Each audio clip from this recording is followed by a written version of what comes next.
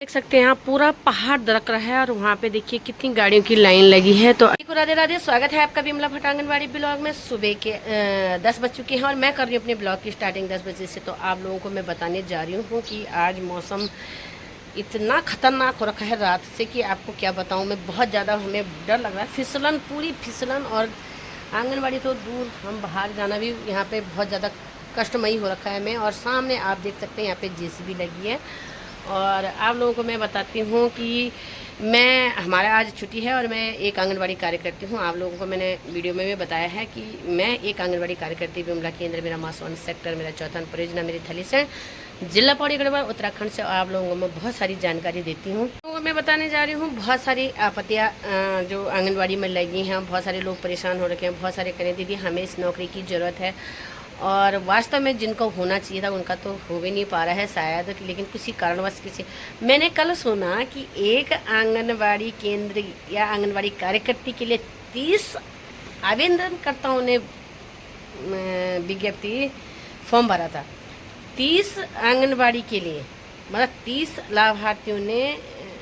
विशेष जानकारी और देना चाहती हूँ कि आपत्ति के कारण जो लोग रुक गए हैं उनके लिए 1 महीने का टाइम दिया है, यानी सितंबर में हो जाएगा उन लोगों का, जिनका भी होना होगा, क्योंकि सिलेक्शन कमेटी बैठती है और उसके बाद ही यह काम होगा।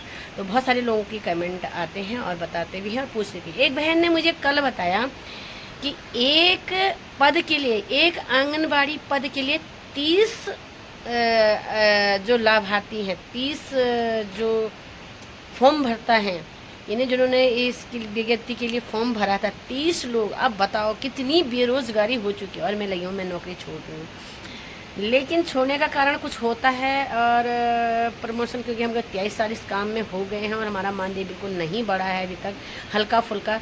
और एक बहन ने मुझे बहुत अच्छी बात बोली है कि आप लोगों को 23 साल हो गए हैं तो उनको भी उतना ही, और हम नए लगे हैं तो हमें भी उतना ही। तो देखो बहुत कम लोग होते हैं जो हमारे बारे में भी सोचते हैं, नहीं तो बहुत सारे लोग क्या होते हैं अपने ही बारे में सोचते हैं। कुछ सहायिकाएँ कल, कुछ कार्यकर्तियाँ कल परसों लगी हैं और अब मुझे बोल रही हैं कि हमारा मानदेय बढ़ेगा, सहायिकाओं का बढ़े। अरे बहन, बड़ा ही है, इतने सारे आप लोगों को फ़ायदा मिल गया है और हम लोगों को भी मिल रहा है, लेकिन हमें भी पहले 500-1500 के हिसाब से हमको ये चीज़ मिलती थी, यानी हमारा पैसा जो मिलता था हमें इस हिसाब से मिलता था। और आज हमारा भी ठीक ठाक हो गया है, लेकिन जिस हिसाब से हम लोगों का होना चाहिए था उस हिसाब से नहीं हुआ है। तो ऐसे में सरकार किस किस को जो देगी? सारा तो पैसा हमारा आपदा के कारण सारा जगह ख़त्म हो गया। मैं गिर गई थी तो, क्योंकि पीछे को मैं वीडियो बना रही हूँ और लोग मेरे को देख भी रहे, तो अपने आप देखेंगे। तो यहाँ पे देखो पूरी रोड टूटी है, तो सरकार पैसा लाएगा भी कहाँ से?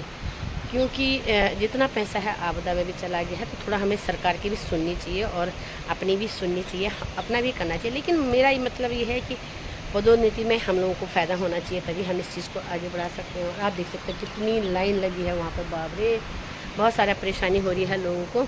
तो आप लोग पूरी वीडियो को ज़रूर देखिएगा और देख भी रहे हैं, सराहना कर रहे हैं मेरी वीडियो का। और बारिश देखो रुकने का नाम नहीं ले रही है, थोड़ी देर रुक रही है और फिर जा रही है। तो यहाँ पे देखो कितना अस्त व्यस्त होगा और ठंडी की शुरुआत भी हो चुकी है।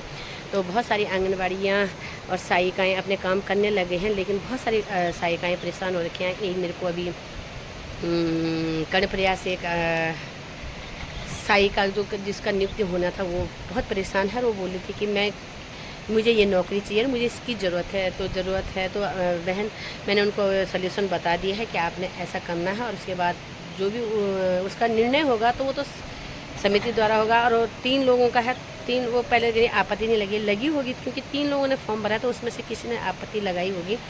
और ऐसा है नहीं कि आपत्ति में नाम नहीं आता है, आपत्ति में नाम नहीं आता है। अगर कोई बताना चाहे तभी बता सकता है, लेकिन नहीं, इसमें आपत्ति में क्या होता है, जिसका नाम हो गोपनीय होता है, इसलिए किसी को पता नहीं लगता कि आपत्ति कैसे लगी जाती है। वो भगवान करे, हे भगवान, हे बिंदेश्वर भगवान जी, हमारे सामने बिंदेश्वर भगवान जी हैं। और उसके कारण कम से कम इस क्षेत्र में इतना नुकसान तो नहीं हुआ, लेकिन कांडे में 2 मकानें गिर चुकी हैं और वो बहुत ही स्थिति ख़राब है। मासों में भी ऐसे ही स्थिति है, लेकिन भगवान करे थोड़ा सी धूप भी लग जाए, जैसे अभी लग रही है, लेकिन बारिश की बूंदें आप फ़ोन पर देख रहे होंगे।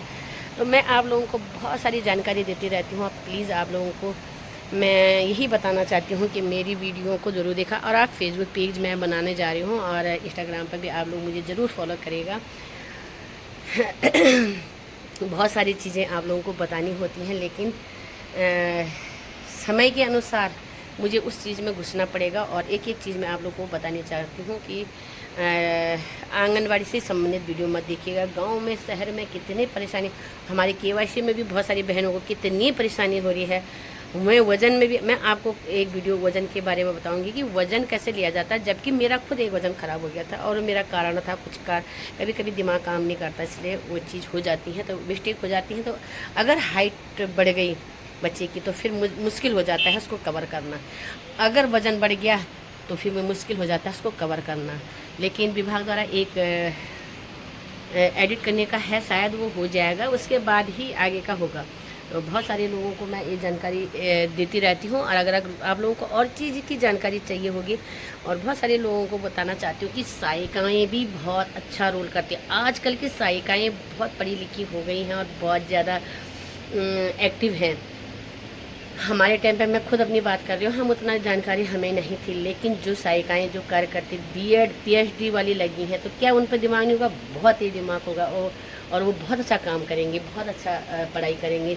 और इसमें सरकार ने भी 2-3 चीज़ें बहुत अच्छी रखी हैं कि जो इंटर हैं वो भी मेरिट के, सहायिका है इंटर, तो इसका मतलब कुछ ना कुछ वो सोच के चलते होंगे। लेकिन हमारा जो अधिकार है, हमें अपने अधिकारों के लिए लड़ना पड़ेगा, और बिना लड़े किसी को भी नहीं मिलता। चाहे हम भगवान के पास हम लड़ाई करेंगे कि भगवान हमें ये चाहिए, तभी वो हमको दे पाएंगे। जब हम उनकी आराधना करेंगे, उनके बारे में सोचेंगे और हम उनकी इज्जत करेंगे, वो हमारी इज्जत तभी कर पाएंगे। ऐसे ही हमारा विभाग है, हम इंसान के रूप में हम उनके लिए बोलेंगे कि भगवान हमें ये चीज़ चाहिए तो ये नहीं मिलेगा। कुछ हमें करतूत भी करनी पड़ती है, हमें कार्य भी करने पड़ते हैं, तो कार्य के अनुसार ही हमें वो चीज़ मिलती है। तो मैं आप लोगों को पूरी वीडियो इसीलिए बताना चाहती हूँ। भगवान आज जैसे यहाँ त्रासदी हुई थी, नेपाली लोग, बहुत सारे नेपाली लोग थे और वो बह गए थे, वो थोड़ा सी उनको पता नहीं लगा और वहाँ से आपदा इस कारण आई। लेकिन हम इंसानियत के नाते हम उन लोगों को समझना चाहिए। तो अभी मैंने थोड़ा उनको जितना मेरे से हो सकता है मैंने उनको दानीपुन किया, जबकि मैं कैमरे में नहीं बोलना चाहती, लेकिन फिर भी बोलने का मकसद ये होता है कि आप लोग भी इस चीज़ को दान करिए। बहुत सारे लोग अब कमेंट करेंगे कि इसने अपने बारे में बोला। मेरा बोलने का मतलब ये होता है कि अगर मैं कबूतरों को दाना डेली देती हूँ तो वो कबूतर पहले ही यहाँ पे बैठ जाते हैं। मेरे उठने, अगर मैं 6 बजे उठ रही हूँ, अगर लेट उठ रही हूँ, तो वो मेरे से पहले यहाँ पे बैठ जाए। क्यों?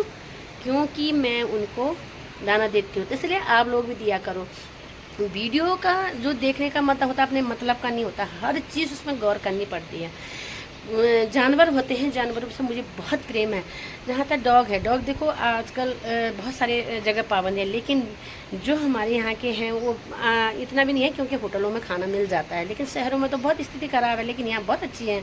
फिर भी मैं जितने मेरे से रोटियाँ बन पाती हैं, मैं एक एक टुकड़े, एक एक चीज़ उनको दे पाती हूँ।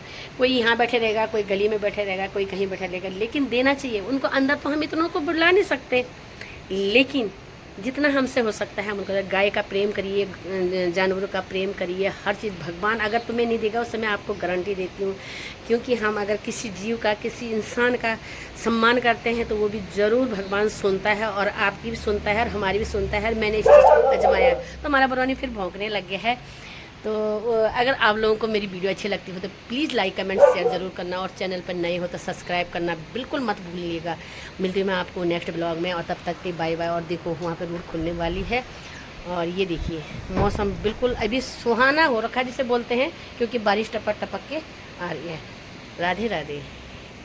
देख सकते हैं यहाँ पूरा पहाड़ दरक रहा है, और वहाँ पे देखिए कितनी गाड़ियों की लाइन लगी है। तो अभी जेसीबी आ गई है और वो वहाँ पे साफ करेगा, लेकिन पूरा आवाजाही फिर ठप हो गया है जगतपुरी बाज़ार में। तो आप देख सकते हैं कितनी परेशानी हम लोगों को। यार मकान दरकने का जो सिलसिला है, कांडे में 2 मकानें दरक गई हैं और टूट गई हैं, यानी तो बहुत ज़्यादा आपदा के कारण पहाड़ों में बहुत अस्त व्यस्त हो रखा है। देखो